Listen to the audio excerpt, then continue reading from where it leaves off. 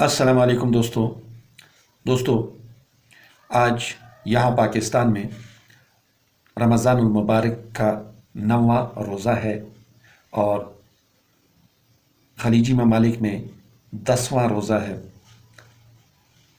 تو یہ پہلا عشرہ جسے رسول اللہ صلی اللہ علیہ وآلہ وسلم نے رحمتوں والا عشرہ کہا ہے، تو یہ اختتام پذیر ہونے کو ہے۔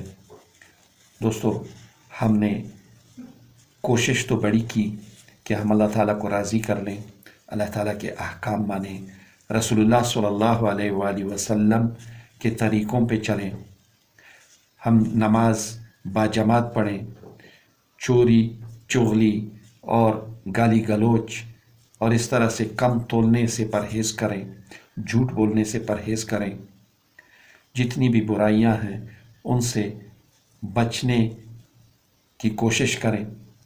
یہ ہم لوگوں نے کوشش تو کی ہے، اللہ تعالیٰ ہمیں اپنی رحمتوں سے نوازے۔ یہ دوسرا عشرہ جو ہے یہ مغفرت کا عشرہ ہے، اور اللہ تعالیٰ ہمیں توفیق دے کہ ہماری گناہوں سے بخشش ہو جائے۔ آمین ثم آمین۔